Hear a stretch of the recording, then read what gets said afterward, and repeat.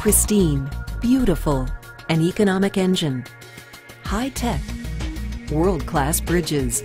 One of the challenges for the residents in the Bay Area is traffic congestion, and one of the most congested corridors is Interstate 80. The I-80 corridor from the San Francisco-Oakland Bay Bridge to the Carquinez Bridge has been one of the most congested freeways in the Bay Area for many years. Drivers experience significant weekday and weekend traffic delays in both directions, with the highest concentration of traffic in Berkeley between Gilman and Powell Streets. This segment experiences significant congestion every day of the week, all year long. Congestion on I-80 is a result of demands higher than the capacity, which creates stop-and-go conditions. The situation is compounded by vehicles merging onto the freeway and accidents. Accidents create more congestion, which in turn results in secondary accidents, and the cycle continues as vehicles queue up behind the initial accident. The I-80 freeway is supported by a network of parallel and crossing arterials. San Pablo Avenue runs parallel along the entire length of I-80. 22 cross streets, including University Avenue, Cutting Boulevard, and Richmond Parkway, provide east-west movement and freeway access. A total of 135 traffic signals are along this network. Already, great strides have been taken to improve traffic flow and transportation services along San Pablo Avenue. Signal timing coordination and rapid bus service are two examples of technology currently in operation along the corridor. But more progress can be made. By installing informational message signs, more signal coordination, and an expanded communications network to connect all cities along the corridor, traffic flow and multimodal services will become even more efficient. Traditional methods of congestion relief include adding more lanes to the freeway, improving the interchanges, adding more capacity so more cars and trucks can get through. Many of these improvements have already been implemented along the corridor. These solutions provide some congestion relief, but have potential significant impacts on the environment and require additional right-of-way, displacing residents and employers with more pavement. Not to mention the cost. Freeway widening in this corridor would cost several $million per lane mile and would require decades to implement. Meanwhile, drivers along the corridor would still be stuck in traffic. Throughout the world and across the nation, transportation is becoming more reliant on technological solutions to our traffic problems. New technologies can yield similar benefits as the more traditional solutions, but with far less environmental impacts. This, combined with improved transit services, can have immediate and lasting beneficial effects at a far lower cost while benefiting the environment. That is why operational improvements along the I-80 corridor are being implemented to improve traffic flow for the freeway and local streets, and improve transit service, not to mention improve safety and reduce traffic congestion during an incident. The I-80 Integrated Corridor Mobility Project, or ICM, will apply new technologies and strategies for reducing congestion, expanding traveler information, and improving safety along the corridor. So what is ICM? It's not just one thing, it's many things working together.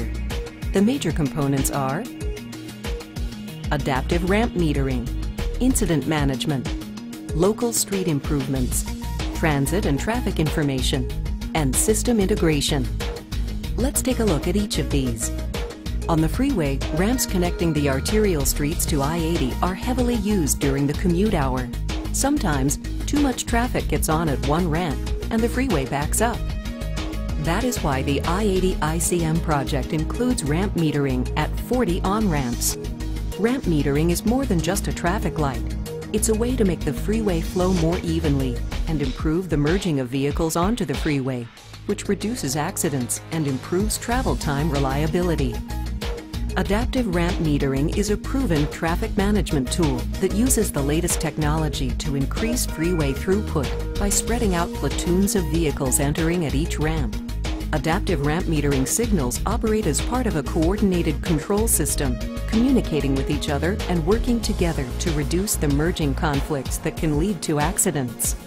The coordinated system works to distribute ramp delays across a number of on-ramps and balance flow along adjacent ramps. There may be times when the on-ramp wait time is a little longer. This means the ramp signals are working together to manage traffic flow. Vehicle detection loops installed under the pavement at the entrance to the on-ramp will monitor queue lengths.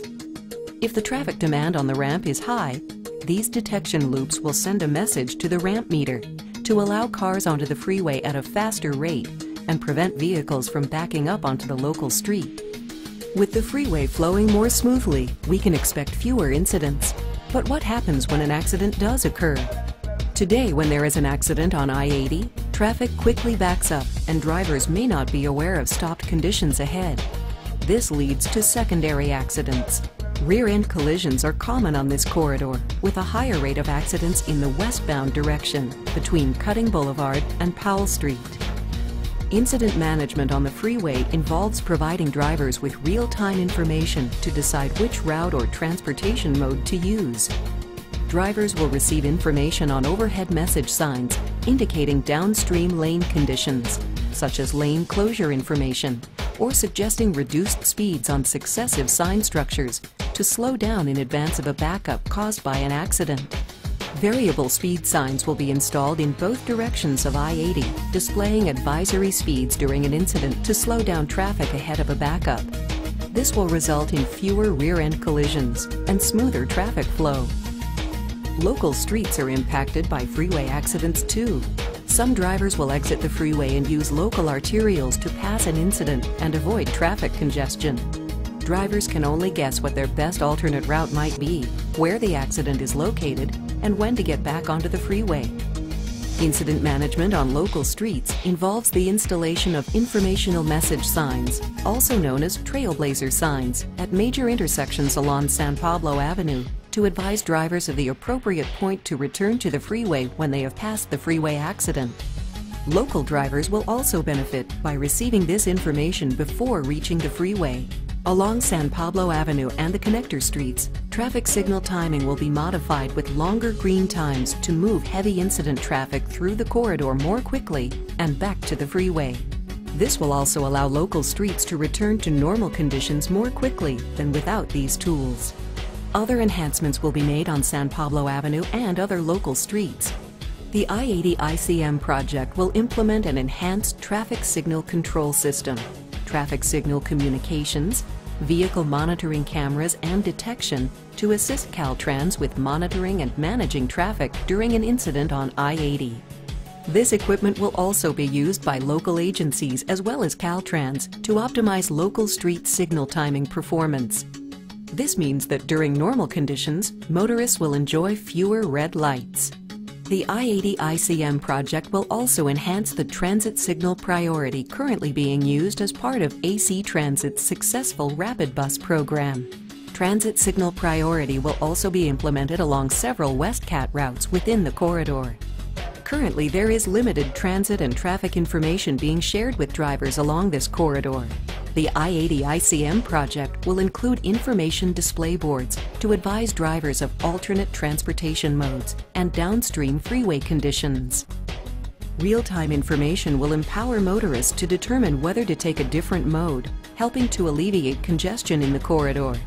Adaptive ramp metering, incident management, local street improvements, and transit and traffic information. Each of these elements can individually help to improve the safety and efficiency of the I-80 corridor. But to really make a dent in traffic, all of the elements have to work together through a fully coordinated plan. The last element of the I-80 ICM project, and a very important one, is system integration. The project elements will be tied into a communication network, allowing all operations to occur from a single system at Caltrans. Caltrans will implement and monitor the use of these devices during incidents and coordinate their actions with local agencies and the California Highway Patrol. Caltrans and the local agencies will be able to quickly share, manage, and monitor traffic incidents immediately after they occur, and coordinate their activities to manage incident traffic. The integrated network of project components will allow for a region-wide cooperative and coordinated traffic management system that will benefit local agencies and drivers within the region. by providing the tools to reduce congestion and improve safety along one of the most congested freeways in the Bay Area.